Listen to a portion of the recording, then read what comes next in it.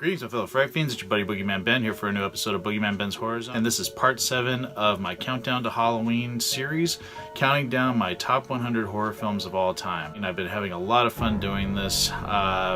As we get closer to my number 1, there might be some controversial choices that I've made. Again, these are my picks, and there might even be some doubling up where I consider a couple movies to be one story, so I count it as one. I hope people don't take offense to that or get upset about that, but again, this is my series, my countdown, my picks, so I hope everyone will respect my opinions. But please feel free to share your thoughts on the choices that I've made. I always appreciate everyone's feedback. So today's episode will be counting down numbers 40 through 31. So number 40 is going to go to A Nightmare on Elm Street, Wes Craven's masterpiece. I still feel that this is the best film in the Nightmare on Elm Street franchise. This film is still terrifying. It has a fantastic cast with the amazing Heather Langenkamp, Amanda Wyss, Ronnie Blakely, John Saxon, the amazing Johnny Depp, and of course Robert Englund as Freddy Krueger. I still think this version of Freddy is the scariest. This movie gave me nightmares when I was a kid. I was terrified of Freddy. There's nothing funny about him in this movie. He is absolutely terrifying.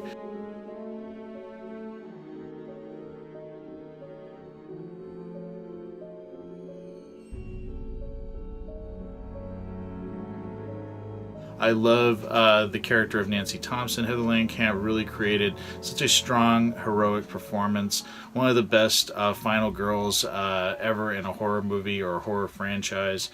She was strong, she took charge, she battled Freddy head on. Absolutely love her. I think she's just a terrific character.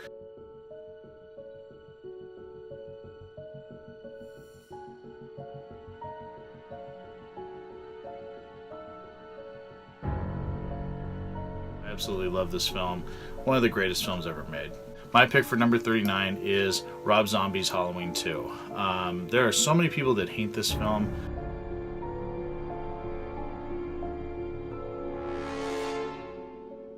I know it's not everyone's cup of tea. It is a very different take on Michael Myers and the Halloween franchise, but that's what I love about it.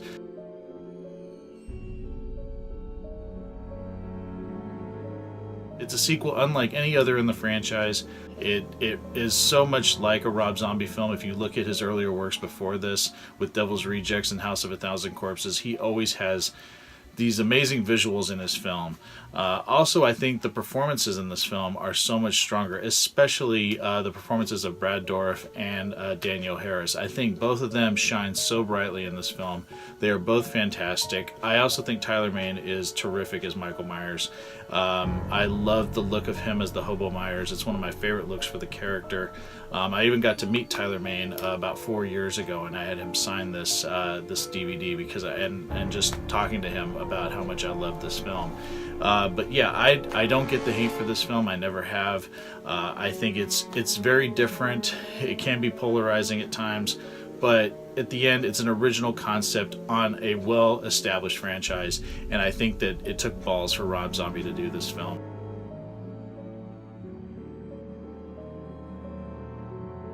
Number 38 on my list is going to go to Saw, the original Saw by James Wan and written by Leigh Whannell.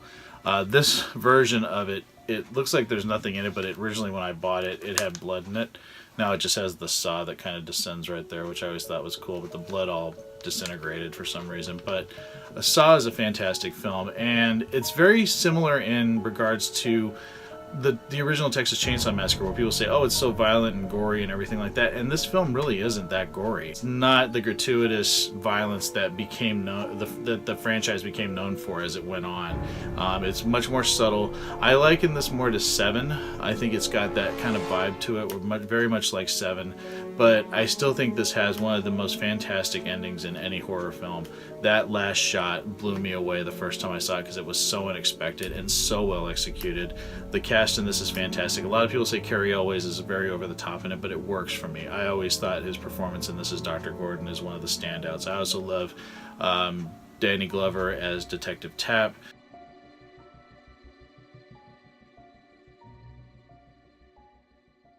Of course, Lee Winnell and Monica Potter also are very good in it. And even though Tobin Bell has a very smaller role in this, as opposed to what he would grow to become as the franchise went on, I knew the actor. I'd seen Tobin Bell in other things like The Firm, so I recognized him right away. And I said, just from the small scenes that he is in, he evokes so much character and has such a presence in any film that he's ever been in. Never get tired of watching this film. Just watched it again recently. Just a fantastic film, so well executed, and again, that ending just really kicks you in the nuts.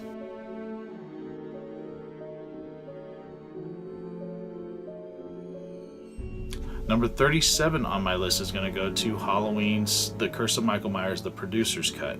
I do not care for the theatrical cut of Halloween, The Curse of Michael Myers. I never have. The fact that they cut out Dr. Loomis so much, who was an integral part of the franchise at this point, and it was Donald Pleasance's swan song as the character. I feel like the producer's cut, even though it is not Daniel Farron's script, which I have read, I just think it's executed a lot better.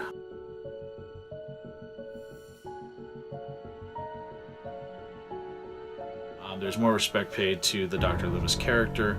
I think that the ending of the film is much more interesting, even though it does play on, the whole thing with Samhain and the Celtic runes and things like that, where some people I think were turned off by that and they thought it was explaining too much, or that it could actually control Michael Myers, which was something that the Curse of Michael Myers theatrical cut showed, that you can't control him.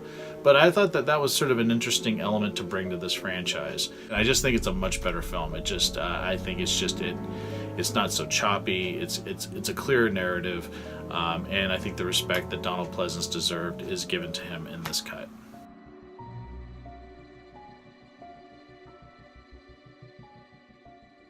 Number 36 on my list is going to go to Saw 2. Saw 2 is my favorite entry into the franchise, and this was the one that turned my wife off completely from the franchise. This movie freaked her out, and I remember watching this film in the theater with her, and she couldn't watch it. She just kept staring at me saying, okay, tell me when this is over. Tell me when that part is over. It just really freaked her out, but for me, this made me the fan of the franchise that I am now. I don't know what it was about this film, but I love the location of all these people being in this house. The fact that you brought Amanda back, the amazing Shawnee Smith, who did a terrific job in this, that you fleshed out the Jigsaw character. I thought Donnie Wahlberg did a fantastic job as Detective Matthews. I love the interaction between Wahlberg and Tobin Bell. Their scenes are so amazing. And this film is just so enthralling, and again, another gut punch of an ending. Just an amazing film. Darren Lynn Bousman did a terrific job picking up the reins from James Wan. Just absolutely terrific. And there's so many amazing set pieces in this. The Pit of Needles.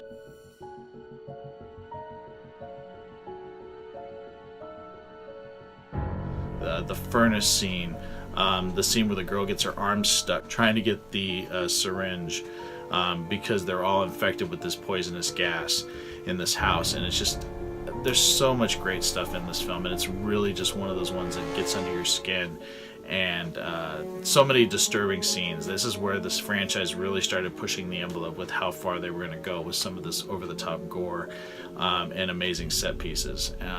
Can't say enough great things about this film. It will always be my favorite in the franchise. So far, nothing has topped it.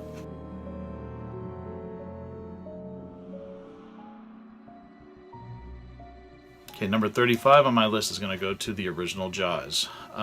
Jaws is a film that terrified me as a kid and still terrifies me today. I am petrified of the ocean. I'm petrified of anything that lives in the ocean, particularly sharks. Even though I respect sharks, I don't want them swimming next to me, and I don't want to be anywhere near where they are.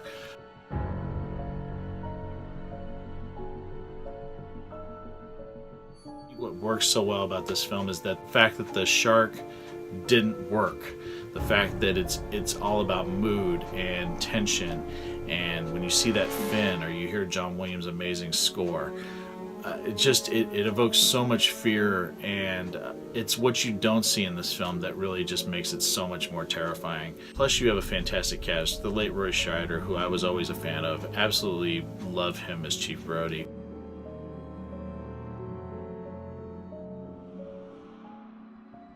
One of the best characters ever. And of course you have the late Robert Shaw, Richard Dreyfuss, Lorraine Gray. I don't think there's any shark film that can ever beat it because it's so well directed, it's so effective.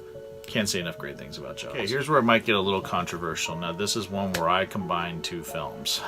Just because, in my opinion, they are one story to me. Even though they're done by two very different directors, and one of them recast its female lead. But for me, these two films go hand in hand, and I can't talk about one without the other. And of course, I'm talking about Silence of the Lambs and Hannibal. I love both of these films equally. Silence of the Lambs was a film that I saw when I was very young. I was 16 when this movie came out, and I remember watching it for the first time and just being enthralled by it. It was a very adult horror film. But some people might not call it a horror film. Most people might call it a psychological thriller. I consider it a horror film. It deals with many horrific subjects, very reminiscent of Texas Chainsaw Massacre. In fact, the subject matter for this are based on the murders of Ed Gein, which was both the inspiration for Psycho and Texas Chainsaw Massacre. The performances in this by Ted Levine, Anthony Hopkins, Scott Glenn, and the amazing Jodie Foster all just are absolutely fantastic.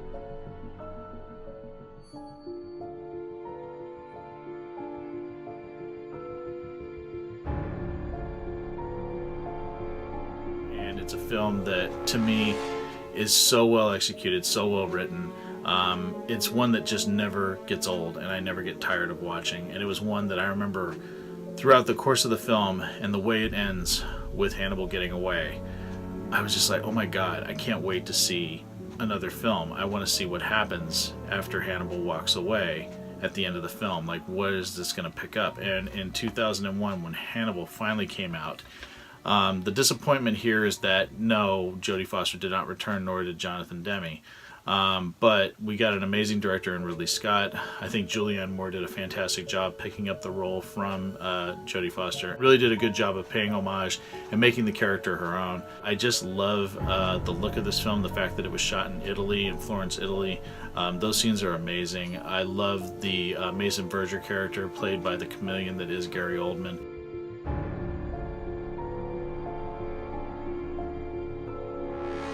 Fantastic. The makeup in this is insane. Just the way that he looks, and his performance is so insane.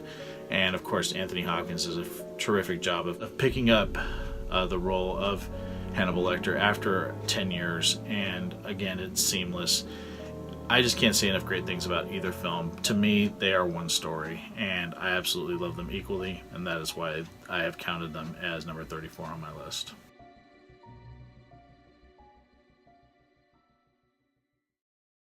Number 33 on my list is going to go to the Blair Witch Project. I was in film school when the Blair Witch Project came out. I talked about this a little bit when Blair Witch came out a couple years back. I did talk about the Blair Witch Project and how much it meant to me. Like I said, I was in film school at the time when this came out, and I remember the posters. They're over here in the corner. You can barely see it right there, but that poster was all over my campus. And I was like, what is this movie about this witch, this Blair Witch Project? And that was, that summer, there was that mock documentary that came out, and you were like going, holy shit, did this really happen, 5 years ago? Because it was supposedly happen in 1994. These kids went missing. They found their documentary footage.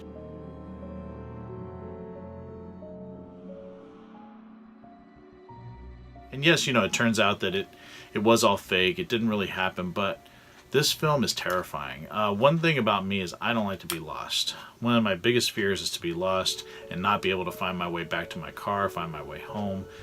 I don't know, that is just something that has always been a fear of mine.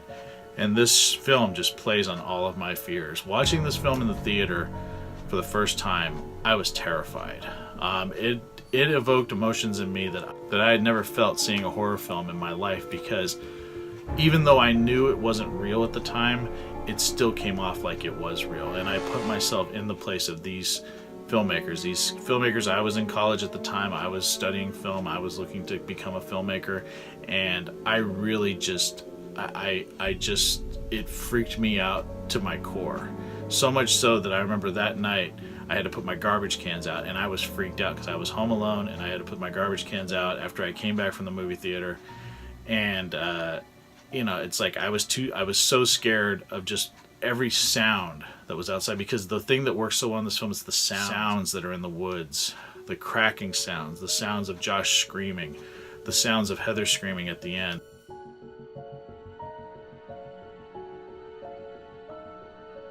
There are these things that just stay with you. It still scares me even almost 20 years later.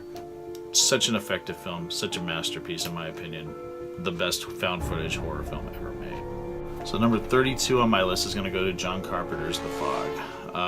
One of my favorite John Carpenter films of all time. This film is so scary and has such a fantastic cast. Not only do you have the amazing and beautiful Adrienne Barbeau, but you also have the equally gorgeous and fantastic actress Jamie Lee Curtis. You have the amazing Tom Atkins, Hal Holbrook, Janet Leigh, and the late great John Houseman.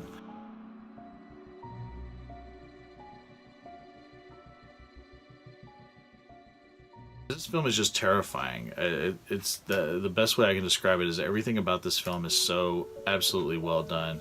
The lighting, the mood, the music, the effects with the fog coming into town, the pirates in the fog with the glowing eyes.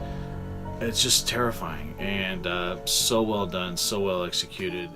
Still one of the scariest movies I've ever seen.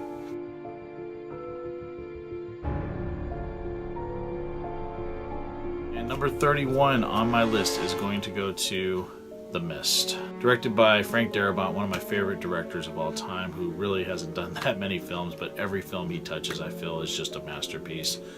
Starring the amazing Thomas Jane, one of my favorite actors of all time. You also have Marcia Gay Harden, Toby Jones, Andre Braugher, Laurie Holden, and Frances Sternhagen. This film is one of the best Stephen King adaptations ever made. Really well done piece that really sort of puts a mirror up to society about what would you do in a crisis situation. Yes, it does deal with monsters. It does deal with this mist where this doorway to another dimension is opened and these creatures are coming into our world. But it mostly deals with what people do in a crisis situation and how people pick sides. And it's so well done and really just shows how fragile human beings can be.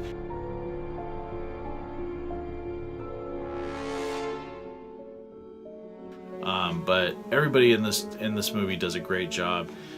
It's such an effective film. I think it's one that'll be a classic for years to come, and in fact I hope it gets more popular as time goes by, because I think it's so ballsy, especially the ending. The ending is one that my wife still has a problem with. It bothered her so much that she really could never watch this film again. And yes, I agree, it is a rough ending, but it fits so well in this narrative that there was no other way that this film could end. Absolutely fantastic film, one of the best ever made.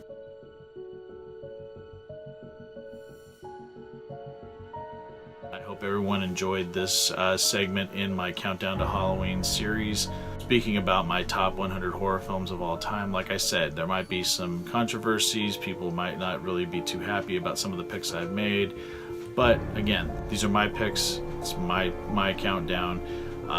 Please respect my choices. I'm curious what everyone thinks about the ones that I've made. Please leave me your feedback down in the comments section below. Would love to hear from everyone. And as always, thanks so much for watching, and stay tuned for some more videos coming real soon. Take it easy, stay scared as always.